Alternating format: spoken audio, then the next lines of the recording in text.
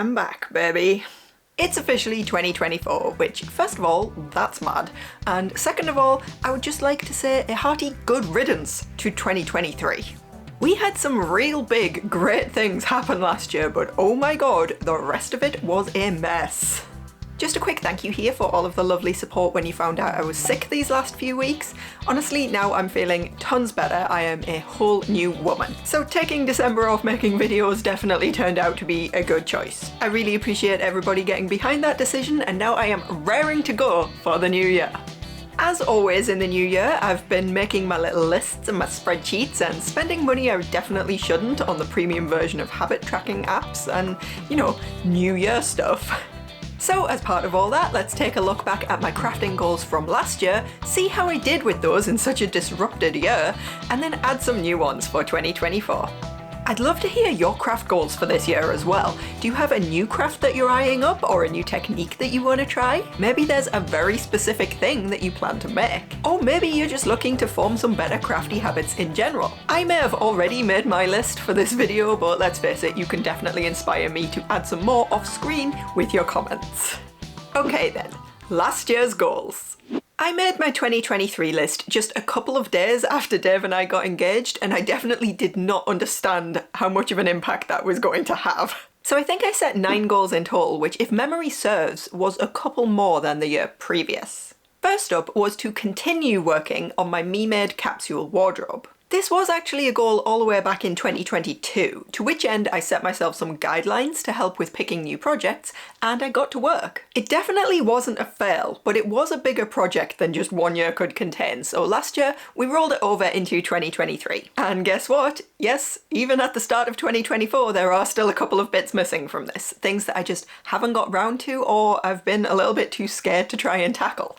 So this is going straight back on the list, and I don't even care. I will say though, early last year I discovered the joys of shopping on Vinted, which is an app that is very popular here in the UK for buying mostly clothing secondhand, and often for very cheap indeed. And I have to admit, I've found some really great bits and pieces that kind of mean I don't need to remake those same bits and pieces. On one hand, that does feel like a bit of a fail. I mean, in terms of internet spectacle, being able to say, I made 100% of this outfit with my own hands. That's pretty cool. But on the other hand, if I stumble across something absolutely perfect and I can save it from landfill by buying it for like £2, why would I not just do that? So I am continuing the capsule wardrobe plan, but I'm mixing me-made and thrifted now, and one of my new goals is going to tie back into this, so bear with. Focus on projects I already own the stuff for. Honestly, this went pretty well. I mean, you're never quite going to fully escape the allure of shiny new craft supplies, but I think I did okay. I tried to make a point of finding new things to make with leftover yarns from other projects. So for example, I managed to get these 2 crochet tops out of the leftovers of 2 yarns that are actually very different, but they're both black fingering weight, so you can't tell. I did buy new yarn for some wedding related stuff, but I also used this existing green yarn as part of the flowers that we made, and I used the rest of it to cast on some socks that are now well on the way. During what we'll call a mild wedding related breakdown, I bought this green super chunky that ended up not being needed at all, so I set about finding a pattern and took a bit of an experimental plunge and ended up with possibly one of my favourite things I have ever knitted. I'd been hanging on to this gifted hand-dyed yarn for ages, now it's awesome socks. And in 2022 I'd invested in a sort of surprise grab bag of cross-stitch fabrics to use in a video demonstration, so this year I made a point of choosing and also designing patterns that worked on those fabrics. I literally didn't buy a single piece of cross-stitch fabric in 2023, and I am very proud of myself. Big tick right there. Go on a cross-stitch finishing spree. Let me start this section by saying that a couple of the things I had planned to finish off were going to be Christmas presents, and those got sidelined due to the whole COVID thing, but such is life, and I'm moving on. Before all of that, again, I think I did pretty well. Usually my cross-stitch finishes get flung onto this shelf, never to be seen again, and admittedly there is still quite a bit in there now. But I knocked a couple of pieces off the list, and I made an effort to finish new things properly at the time rather than put them on that shelf in the first place. Sometimes that was just a basic hoop or a frame finish. I even did a tutorial on this spooky pom-pom pillow finish. So yeah, not everything I'd hoped for in terms of this goal, but definitely a solid start, and I'm going to keep this one going in 2024. Find my own cross-stitch design style. I honestly don't know what I expected when I set myself this goal. Probably that I was going to get a lot more free time to design things in 2023 than I actually did. Between wedding, Eurovision, going cruising, Dave's surgery, my COVID... The upshot is, this one is still very much a work in progress, and honestly, we'll just skip it for now, and I'll maybe talk about it more in a dedicated video once I have more of a grip on it myself. Thrift more fabrics. Okay, truth is, we live in a very small town in northeast England. We have a lot of charity shops, but the quality of them is not so great. So no matter how many YouTube videos I watch of other people having these amazing thrift hauls, it's probably not going to happen quite that way for me. I've got searches and alerts set up on various marketplace sites and apps just in case someone decides to destash something interesting, but ultimately the charity shops are kind of it around here. That said, although I'm a bit less likely to find something amazing, I have made the most of what we've got access to, and I used up so many 50p bed sheets last year. I used them for working out adjustments to sewing patterns, I used them to make skirts or entire holiday outfits, and I used perfectly beautiful 100% cotton sheet leftovers to try my first ever hand embroidery. All in all, big thumbs up for this goal. Well done me, and also thank you Dave for traipsing around all those charity shops with me, because I know you find them weirdly intimidating for some reason. Put together a mostly me-made mini cruise wardrobe. Yes, we went cruising in August, and as first-timers we didn't really have an amazing grasp on what sort of thing we'd need to pack, but I ended up making some really good guesses. I took a good mix of existing makes and new ones, and there were a couple of things I found missing that I'll add to the collection this year, but overall this lot worked really well, and it was so satisfying seeing so much stuff I'd made come together and be real clothes in a real situation. Packing for our next cruise is going to be a lot easier. Get into macrame. I tend to start thinking about my New Year goals all the way through December, and this was the very first one I added to the 2023 list. Then when Christmas Day rolled around, wouldn't you know it, Dave had gone and bought me a macrame kit for beginners just by complete coincidence. If you've seen the video on this, you'll know it didn't end up being the greatest kit for beginners really, but I absolutely loved it. I took to it immediately, and it's definitely something I want to find time for more of in 2024. That part's not an explicit goal as such, but I will definitely be creeping around the macrame section of boys next time we are down in town. Get back into knitting socks. 100% achieved. I've gone from taking basically a whole year for each pair to not only making multiple pairs of socks in 1 year, but also being a direct influence on probably at least 3 or 4 other people who have started knitting socks just this year and found they really love it. It has been so much fun. I'm still working on my Escarina socks with that green yarn that I mentioned earlier, but I've got this Chaos Speckle yarn all caked up ready to go for my next pair, and I also just got some amazing sock yarn for Christmas, so yeah, hype. Side note, if you feel like giving socks a go yourself but you're a little bit scared, see you back here next Wednesday for my way overdue Sock Knitting 101 video. And now we come to my final goal of 2023. Make my own wedding dress. Most of you already know in great detail about this utter disaster. But if you don't and you're interested, I did make a whole video about it. Long story short, I did not achieve this. I do have a plan to reuse the pattern since I put a lot of work into figuring out adjustments, and yeah, moving on. So I make that 6 out of 9 successes, 2 fails, and 1 honestly way better than I expected it to be when I sat down to work it out, because last year just felt like such a blur. High five, me! But that was last year, and the eternal treadmill that is life requires that we keep moving at all times. So for that, I am gonna need my new goals. We already have a couple of bits rolling over from last year to kickstart this list. Continue with the capsule wardrobe, continue with the very slow paced but it still counts cross-stitch finishing spree, and continue finding my cross-stitch design style. But rollover goals are way less fun, so let's make some new ones, shall we? First up, learn how to adjust clothes. In my beginner sewing journey so far, I have actually learned a lot about why normal shop-bought clothes don't tend to fit me very well. But there's understanding the why, and then there's understanding the how to fix it, which is kind of a terrifying topic.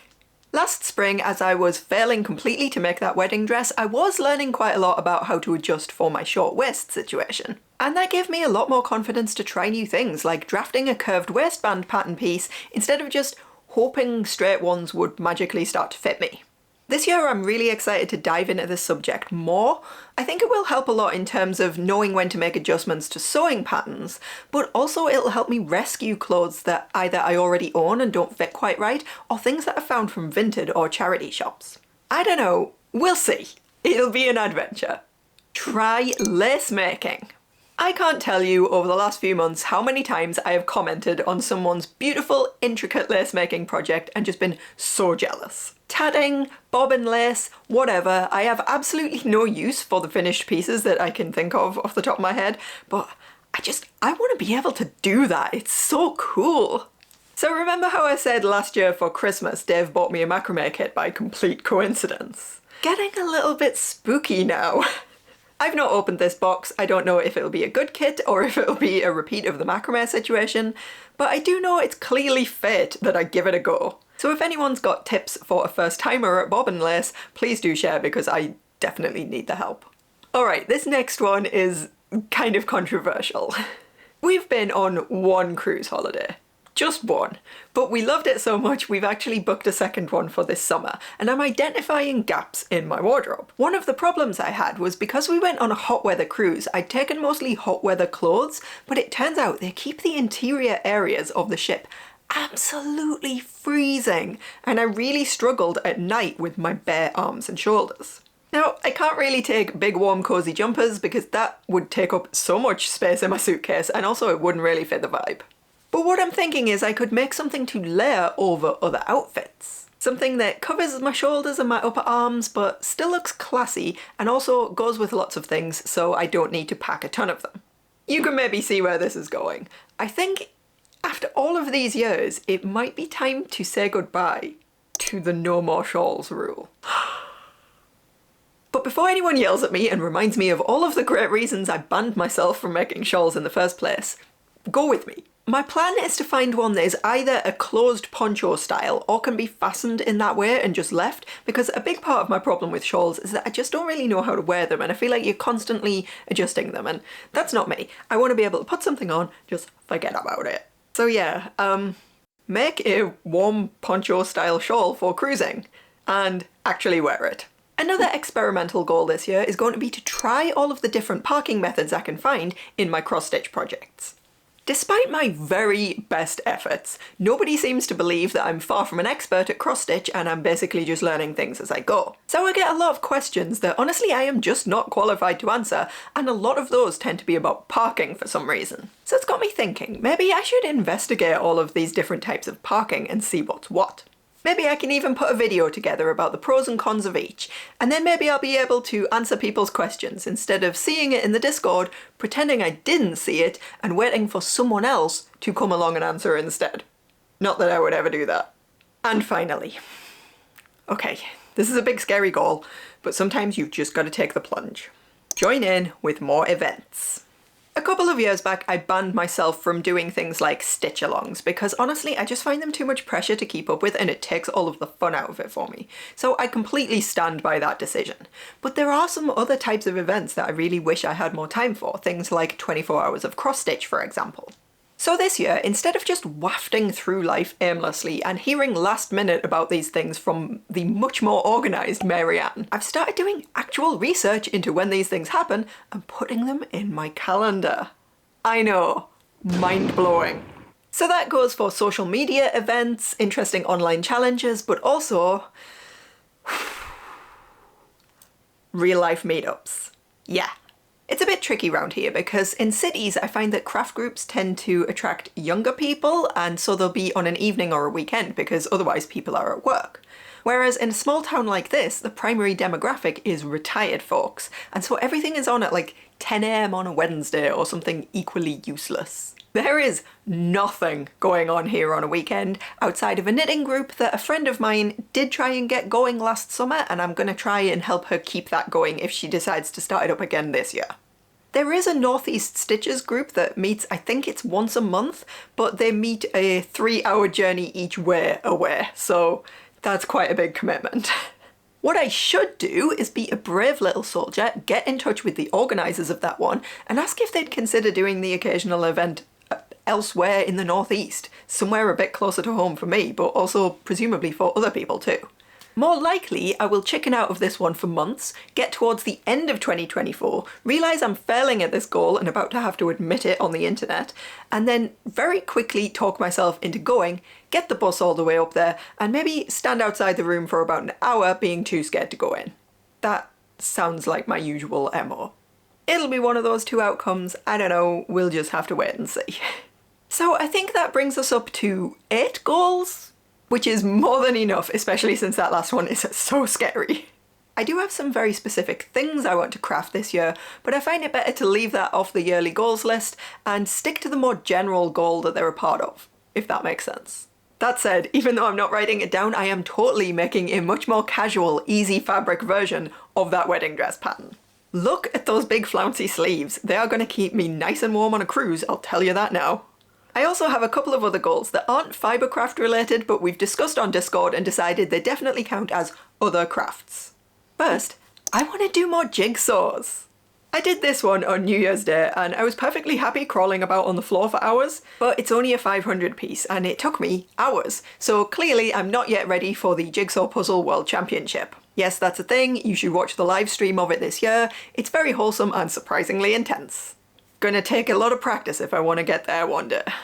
And also you might know I've been learning game development as a hobby for the last few years, and last year I decided to make a start on what will be my first ever commercial release. It's had a ton of support so far, and even though it's very slow going, I would love to get this completely finished off in 2024. It's a really minimalist, low-poly city builder, so if anyone likes that sort of thing, you can wishlist it on Steam, follow it on itch under the working title of Solaria, and there's a rather sparsely populated YouTube channel too. As I said, progress is very slow because it's just an evening and weekends thing, but slow and steady wins the race. I do also have a whole elaborate plan to stop biting my nails this year, but we're getting way off track, so let's just leave it there. 8 craft goals. 2 other craft goals. That's a lot of goals, but I'm feeling good, I'm feeling healthy, I'm ready to smash this list. Thank you as always to my lovely supporters over on Ko-fi for your continued support, especially while I was off sick and not able to really keep up with your promised benefits as much. It was a huge weight off my mind, thank you for sticking with me. And my 2 excellent Discord mods, oh my god, I don't know what I would have done without knowing that you were there ready to hit people with sticks when necessary. Complete game changer having you there to back me up. Thank you, thank you, thank you. Special shout outs of course to my Stitch Squad members, who this week are Stitching Liz, Marianne Johnson, Sunny, Candy Riley Pettinger, Laura Selletts, Rosalie, Enlightened Flamingo, Cross Stitch the Globe, and Shay Condon. Let me know your craft goals down in the comments. Have any of mine sparked a bit of inspiration for you? Or maybe you despise the whole idea of goal setting, which is totally valid, and honestly, I respect you having sat through this video that probably had you rolling your eyes right out of your head. I'll be back soon with some more crafty nonsense, so in the meantime, have a brilliant rest of your day and keep making cool stuff. Bye!